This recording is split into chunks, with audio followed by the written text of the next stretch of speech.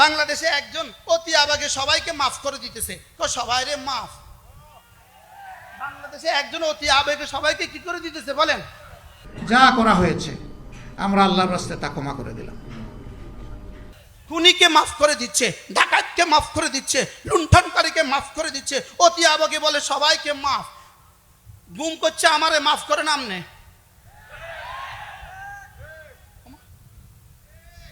গুম করছে কারে? গুম করছে আমাকে। আমি প্রথম গুমের শিকার হয়েছি এদেশে। গুম করছে আমাকে, মাফ করে দিতেছেন আপনি। ডাকাতি করছে পুরা জাতির, মাফ করে দিতেছেন আপনি। এই মাফের মধ্যেও সমস্যা আছে। এই মাফের মধ্যে কি আছে বলেন? সমস্যা আছে। এই জন্য ঢালাও বাবু যদি কেউ বলে মাফ, বুঝবেন এটার মধ্যে সমস্যা আছে। এটা নতুন ষড়যন্ত্রের অংশ বলেন। এটা কি বলেন? নতুন ষড়যন্ত্রের অংশ। এই জন্য মাফ বলা যাবে। আমি বলি আল্লাহ মাফ করার প্রশ্নই আসে না। একটা খুনের সাজা হিসাবে আগে খুন করে দাও, বাকিটা সব হাসরের মধ্যে দেখা যাবে। একটা খুনের সাজা দুনিয়াতে দাও। কয়টা? একটা খুনের সাজা কি? খুন। একটা খুনের সাজা কি? হত্যা। একটা খুনের সাজাই দুনিয়াতে দিয়ে দাও, বাকিটা তুমি বুঝবা। দুনিয়াতে আমগো কাছে একটা দিয়ে দাও, দুনিয়াতে আমাদের কাছে কি? এজন্য যদি কেউ স্বপ্ন দেখেন আবার শর্ট করে বাংলাদেশে চলে আসবেন, এটা হবে না। শর্ট করে বাংলাদেশে চলে আসবেন, এটা আর কি বলেন? এটা আর এদেশে হবে না। পৃথিবীতে 88 জন রাষ্ট্রনায়ক, 88 জন রাষ্ট্রনায়কে পর্যন্ত পৃথিবী থেকে পালিয়ে গেছে, তার নিজ নিজ দেশ থেকে পালিয়ে গেছে। তাদের লাশ আর তাদের দেশ কখনো গ্রহণ করে নাই, এদের লাশ আর এদেশে গ্রহণ করবে। বলেন ইনশাআল্লাহ, বলেন। কাল্লা সায়ালামুন সুম্মা কাল্লা সায়ালামুন। শুকরিয়া আপনাদের উপরে, আপনারা কেন আমার এই আয়াত দিলেন? বুঝে শুনে দিচ্ছে, এটা বুঝে শুনে বলেন। কাল্লা সায়ালামুন সুম্মা কাল্লা সায়ালামুন। অচিরে ইটের বাবা, অচিরে ইটের বাবা, অচিরে ইটের বাবা। রব সত্য বলেছেন না মিথ্যা বলেছেন? এবার রব্বুল আলামিনকে যেন আমি বললাম আল্লাহ আপনি বলেছেন অচিরেই টের পাবে, এর পক্ষে দলিল পেশ করেন। দলিল তো রব্বুল আলামিন 11টা আয়াতে 9টা দলিল পেশ করেছেন। সুবহানাল্লাহ বলেন। কয়টা আয়াতে কয়টা দলিল পেশ করেছেন? 11টা আয়াতে 9টা দলিল দিয়েছেন। আয়াত হলো 11টা, দলিল দিয়েছেন কয়টা? 9টা দলিল দিয়েছেন। আমি ইনশাআল্লাহ 9 মিনিটে আপনাদের সামনে এই 9টা দলিল পেশ করব। সময় বেশি হয়ে গেছে।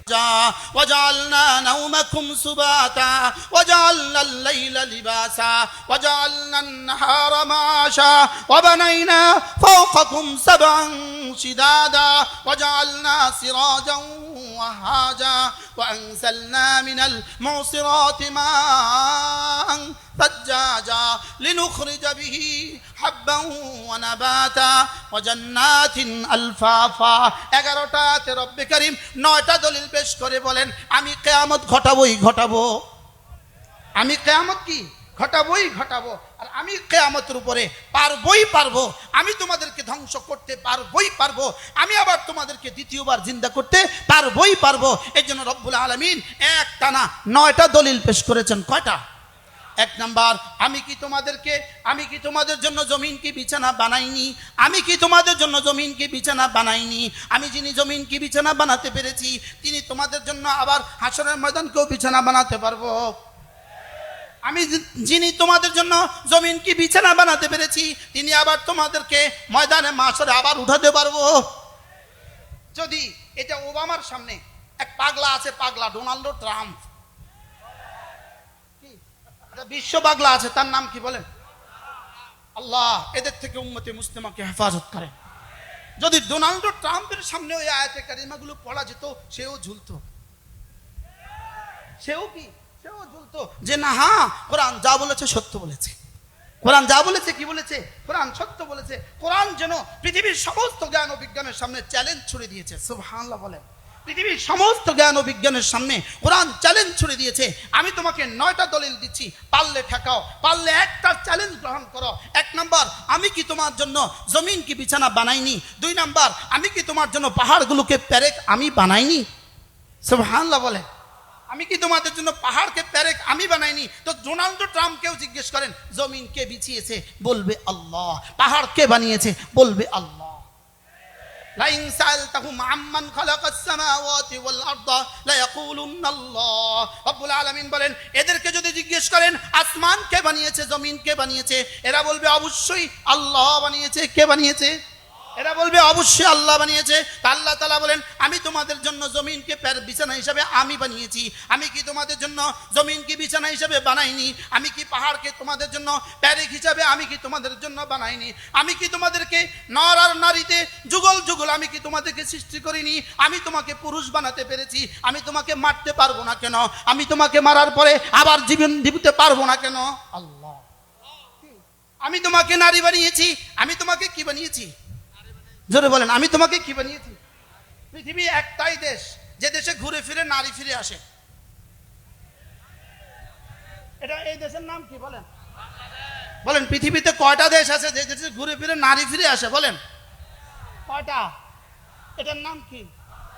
ইনশাআল্লাহ আর আসবে না। বলেন না ইনশাআল্লাহ, বলেন ইনশাআল্লাহ। আবার বলেন ইনশাআল্লাহ, বলেন ইনশাআল্লাহ, বলেন ইনশাআল্লাহ, বলেন ইনশাআল্লাহ। মূলত আমাদেরকে নারী চাপিয়ে দেওয়ার অর্থটা কি? আমাদেরকে নারী চাপিয়ে দেওয়ার অর্থটা হলো পৃথিবীর সমস্ত ইহুদিরা, পৃথিবীর সমস্ত নাসারারা আমাদেরকে মানুষ ভাবতে রাজি না, মুসলমানদেরকে মানুষ ভাবতে রাজি না। পৃথিবীর সমস্ত পশুগুলো নারী শাসিত পরিবার। বাঘের পরিবার নারী শাসিত।